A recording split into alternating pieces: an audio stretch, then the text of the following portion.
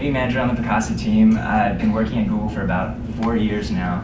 I built my first website when I was 13. It was for a video game, and I added a forum to it. I've been hooked on the website, and hooked on the web ever since then.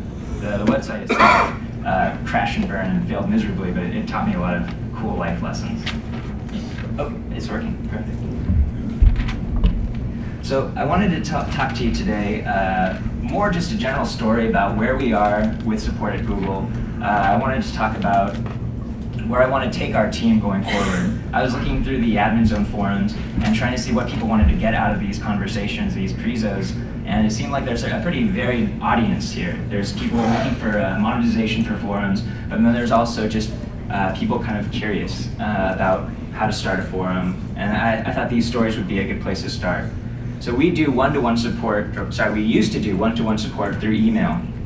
And when I first started at Google, there were about 100 of us who were supporting hundreds of millions of users. And so this kind of scale was pretty incredible.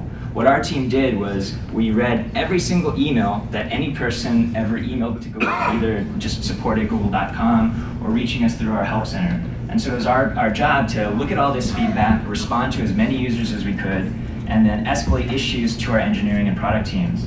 So when we were doing stuff like this, what it meant was lots of overtime, lots of email war room sessions just to keep up with this volume at 4 years ago. It wasn't very sustainable. And so my day-to-day routine, I'd get to work, I would sit through a chunk of email trying to clear out my inbox, I'd have meetings, lunch, and then another chunk of email.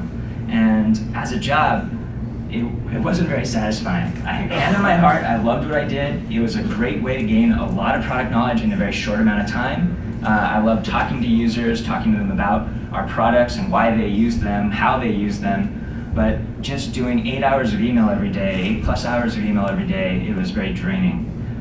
One of the best things about doing this kind of support is I felt so connected to the user base, but I don't think the feeling was necessarily mutual.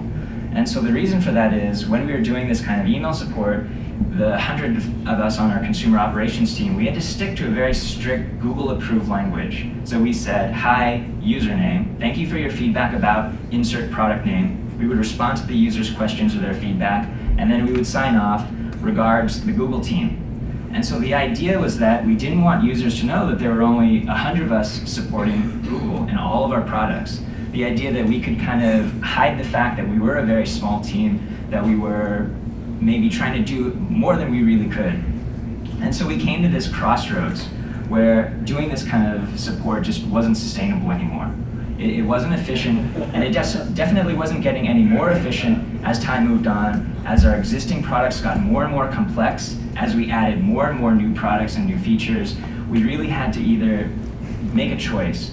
We could either hire a bunch of new staff to man the email queues, we could go to call centers or try to outsource our support, but what we decided to do instead is optimize the help centers, optimize our help content, and then find a way to fill in the gaps. So what I mean by that is, by optimizing our help centers, we worked on our troubleshooters so that users could try to fix their problems on their own.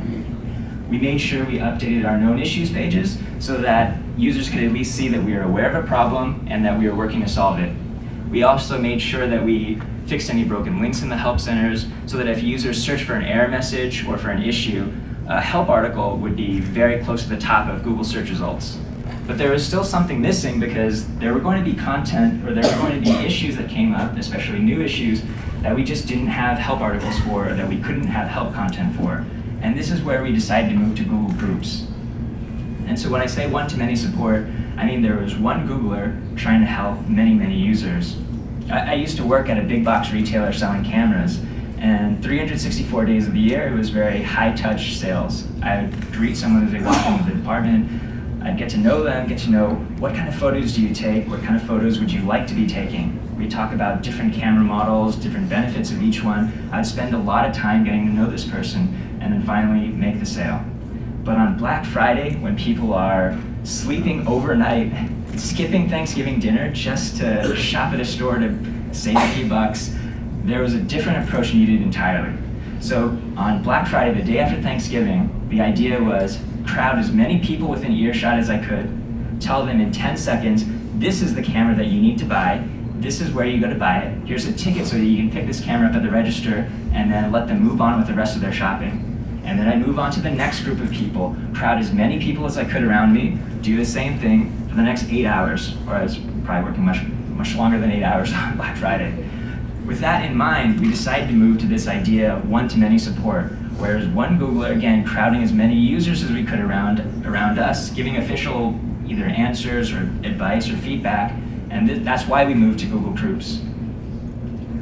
So we got some really great benefits that I don't think we initially went into this idea of using Google Groups at the beginning with, but they just kind of started coming up and we started learning more about it as we continued to use the platform. So originally, the idea was just that we would create public support so that users could see us troubleshooting an issue with the user, they could see what steps we were taking, and then hopefully see that we had already answered an issue so that they could fix the issue on their own. But the best part to me was that what we saw is, especially where we didn't have help content or help articles for it, the Google Group result was usually more relevant and appearing higher in our search results than official help articles. And I think the reason for this was that when I talk about a product like Google Toolbar, or if I write a help article for Google Toolbar, I'm talking about the browser add-on, toolbar.google.com. When users talk about Google Toolbar, they might be talking about the google.com search box. They're calling that the toolbar. Or they're talking about the navigation links that are seen at the top of almost every Google site. They're calling that the Google Toolbar. And so Google Groups let users write the questions in their own language, talk about it the way that they would actually search for the content, and then we, as our consumer operations and community management team, could interpret what they were saying and try to give them a response. And so I think by users searching for those same keywords, users talking about the products in this way, that's why some of these forum results were actually appearing higher than our official help content. Of course, users found their answers much faster, especially when we had answer threads in the forum. So when we were doing email support, it was on average 48-hour turnaround time. If you wrote a question or sent us a question, say Friday afternoon, we might not be able to respond to you by Tuesday.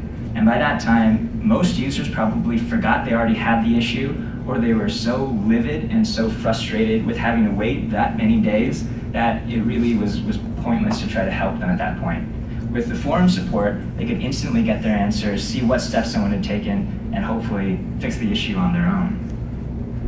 The best part for me is by moving to Google Groups, we clearly saw the super users or top contributors start to bubble at the top. I think Dan mentioned the 1 to 9 to 90 rule. I think we actually see probably more like the 0.1%, where these 4 or 5 users are answering the majority of the answers in the forum. I used to work on the Toolbar forum, and we actually had 2 guys who would fight and compete with each other over who could answer the most questions.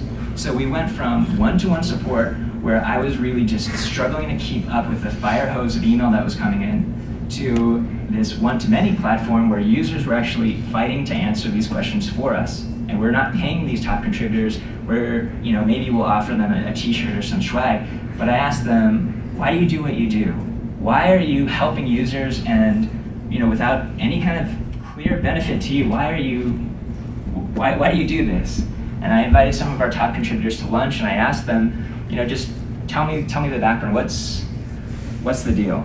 And our top contributors said, when I do good, I feel good. I do this because I like to help people. So sometimes there might be a day when I'm just having a terrible day, nothing's going right at work, and on my lunch break, I'll jump into the Picasa forum and I'll pick off a few quick, easy questions that I know the answers for, and I'll help someone out, because I know that if I don't respond, they probably won't be able to help themselves.